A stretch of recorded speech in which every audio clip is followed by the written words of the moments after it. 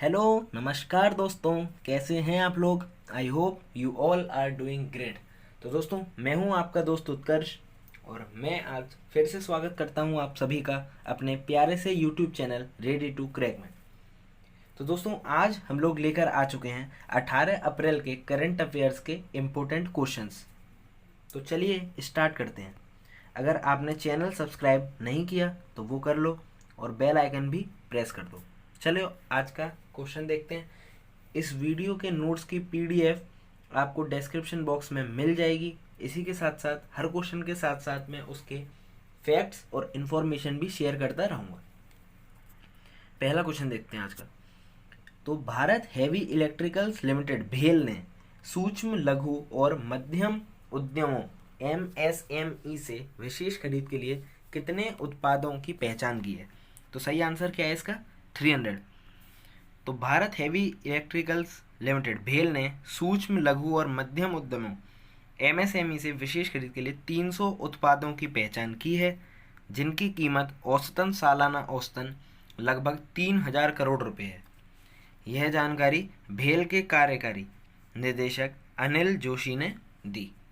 उन्होंने reigniting manufacturing growth through MSME development electrical and electronic sector पर एक webinar को संबोधित करते हुए ये जानकारी दी। अगला क्वेश्चन देख लेते हैं। तो निम्नलिखित में से कौन सा बैंक 30 अप्रैल 2021 से भुगतान के रूप में क्रिप्टो करेंसी के उपयोग पर प्रतिबंध लगाएगा? तो सही उत्तर क्या है? तुर्की सेंट्रल बैंक। तो तुर्की सेंट्रल बैंक 30 अप्रैल 2021 से भुगतान के रूप में क्रिप्टो करेंसी के उपयोग पर प्रतिबंध लगाएगा। इसने बताया कि डिजिटल टोकन के पीछे गुमनामी का स्तर गैर वसूली योग्य नुकसान का जोखिम लाता है। यह प्रतिबंध उन कंपनियों पर भी रोक लगाएगा जो क्रिप्टो करेंसी प्लेटफॉर्म से जुड़े प्रसंस्करण लेन देन से भुगतान और इलेक्ट्रॉनिक फंड को संभालती है। अगला क्वेश्चन, निम्नलिखित में से किस मंत्रालय ने अप्रैल 2021 में जेंडर संवाद कार्यक्रम आयोजित किया था? सही उत्तर हो जाएगा ग्रामीण विकास मंत्रालय। तो DAYNRLM यानी कि दीनदयाल अंत्योदय योजना, राष्ट्रीय ग्रामीण आजीविका मिशन, फुल फॉर्म आपको याद रहनी चाहिए। And initiative for what works to advance women and girls in economy, IWWAGE को संयुक्त प्रयास जेंडर संवाद कार्यक्रम 16 अप्रैल 2021 को आयोजित किया गया था। तो ग्रामीण विकास मंत्रालय द्वारा इस प्रयास से उभर रहे अनुभवों को साझा करने के लिए एक साझा मंच बनाने के लिए इसका आयोजन किया गया था।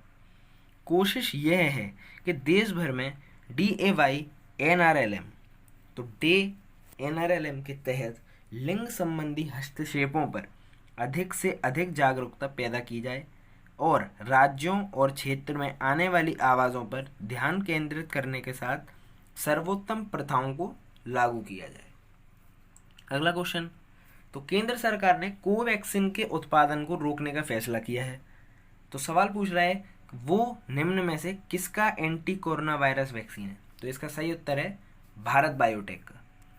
तो केंद्रीय सरकार ने भारत बायोटेक के anti corona virus vaccine Covaxin को उत्पादन को बढ़ाने का फैसला किया। स्वदेशी रूप से विकसित कोवैक्सीन टीके के वर्तमान उत्पादन क्षमता मई से जून 2021 तक दुगनी हो जाएगी और फिर जुलाई या अगस्त तक लगभग 6 से 7 गुना बढ़ जाएगी। तो सितंबर 2021 तक प्रति माह लगभग 10 करोड़ खुराक तक पहुंचने की उम्मीद है। अगला क्वेश्चन, भारतीय वायुसेना के कमांडर का सम्मेलन 2021 अप्रैल 2021 में निम्नलिखित में से किस शहर में संपन्न हुआ? तो सही उत्तर हो जाएगा दिल्ली। तो भारतीय वायुसेना कमांडर सम्मेलन 2021 16 अप्रैल 2021 को नई दिल्ली के वायु मुख्यालय में संपन्न हुआ। सम्मेलन में 7 मुख्यालयों के वायु अधिकारियों के साथ के कमांडिंग इन चीफ और वायु मुख्यालय के प्रमुख नियुक्तियों ने भाग लिया। 3 दिवसीय सम्मेलन में भारतीय वायुसेना का परिचालन क्षमताओं को बढ़ाने के तरीके और साधनों पर विस्तृत विचार विमर्श किया गया। अगला क्वेश्चन देख लेते हैं। तो निम्नलिखित में से कौन सा देश कोवैक्स खुराक साझाकरण सुविधा के माध्यम से 8 लाख लोगों के लिए कोविड-19 वैक्सीन दान करेगा। सही उत्तर है न्यूजीलैंड। तो देख लेते हैं। तो न्यूजीलैंड कोवैक्स खुराक साझाकरण सुविधा के माध्यम से 8 लाख लोगों के लिए कोविड-19 टीका दान करेगा। कोवैक्स वैक्सीन साझाकरण पहल के लिए समर्थन को बढ़ावा देने के लिए वैक्सीन एलायंस गावी द्वारा आयोजित एक आभासी घटना के दौरान ये घोषणा की गई। इस पहल का उद्देश्य कम आय वाले देशों में स्वास्थ्य कार्यकर्ता और अन्य अति संवेदनशील लोगों की रक्षा करना है। अब बात न्यूजीलैंड की हुई है तो उसके बारे में मैं बता देता हूँ। तो न्यूजीलैंड की राजधानी है वेलिंगटन, वहाँ की मुद्रा है न्यूजीलैंड डॉलर, अभी के वर्तमान प्रधानमंत्री हैं जैकिंडा अर्डन और राष्ट्रीय खेल है रग्बी फुटबॉल। अगला क्वेश्चन देख लेते हैं। तो भारत की अंतरिक्ष एजेंसियां और किस देश ने अप्रैल 2021 में भारत के गगनयान मिशन पर सहयोग के लिए एक समझौते पर हस्ताक्षर किए? सही उत्तर क्या है दोस्तों? फ्रांस। तो भारत और फ्रांस की अंतरिक्ष एजेंसियों ने 15 अप्रैल 2021 को भारत के गगनयान मिशन पर सहयोग के लिए एक समझौते पर हस्ताक्षर किए। यह सहयोग भारतीय फ्लाइट फिजिशियन को फ्रांसीसी सुविधाओं पर प्रशिक्षण देने में सक्षम करेगा। इस समझौते के तहत फ्रांस की अंतरिक्ष एजेंसी CNES भी फ्रांस में बने अग्निरोधक कैरी बैग की आपूर्ति करेगी ताकि झटके और विकिरण से उपकरण को बचाए जा रख सके। फ्रांस की बात कर लेते हैं दोस्तों। तो फ्रांस की राजधानी आपको पता है पेरिस और वहाँ की मुद्रा चलती है यूरो। अभी वर्तमान अगर लोगों की बात करें तो राष्ट्रपति हैं इमैनुअल मैक्रोन और प्रधानमंत्री हैं जीन कस्टेक्स। नाम याद रखने हैं आप लोगों को। और वहाँ का राष्ट्रीय खेल क्या है दोस्तों? फुटबॉल। तो पहले जो बात करी थी उसका क्या था? Rugby football. और अब क्या है? फुटबॉल। तो निम्नलिखित में से किसने भारतीय वायुसेना IAF इंडियन एयरफोर्स को लाइट बुलेट प्रूफ वाहनों यानी कि LBPV के पहले बैच के वितरण की घोषणा की? सही उत्तर क्या है? अशोक लीलैंड लिमिटेड। तो अशोक लीलैंड लिमिटेड ने भारतीय वायुसेना को लाइट बुलेट प्रूफ व्हीकल्स के पहले बैच के विवरण की घोषणा की है। LBPV लॉकवीड मार्टिन LM CVNG यानी कि कॉमन व्हीकल नेक्स्ट जोन का एक अपनाया हुआ संस्करण है और इसे LM से अशोक लीलैंड में ट्रांसफर ऑफ टेक्नोलॉजी के तहत विकसित किया गया है। यह पूरी तरह से स्वदेशी और भारत में निर्मित यानी कि मेड इन इंडिया है दोस्तों।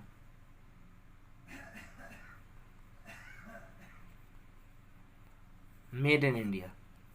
अगला क्वेश्चन देख लेते हैं। एलोन मस्क के स्पेस एक्सप्लोरेशन टेक्नोलॉजीज कॉर्प ने चंद्रमा पर अंतरिक्ष यात्रियों को उतारने के लिए एक प्रणाली विकसित करने के लिए किसका अनुबंध प्राप्त किया है?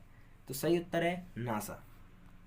देख लेते हैं। एलोन मस्क के स्पेस एक्सप्लोरेशन टेक्नोलॉजीज कॉर्प ने चंद्रमा पर अंतरिक्ष यात्रियों को उतारने के लिए एक प्रणाली विकसित करने के लिए नासा अनुबंध प्राप्त किया है।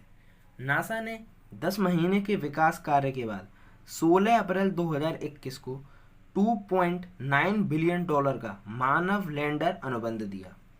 स्पेस एक्स के अनुबंध में 2 चंद्र लैंडिंग शामिल हैं जिसमें चालक दल के बिना सतह की एक परीक्षण उड़ान और उसके बाद अंतरिक्ष यात्रियों को ले जाने वाली यात्रा शामिल है। अगला क्वेश्चन देख लेते हैं। तो अप्रैल 2021 में आर्थिक मामलों के विभाग वित्त मंत्रालय के नए सचिव के रूप में किसने कार्यभार संभाला? सही उत्तर हो जाएगा अजय सेठ।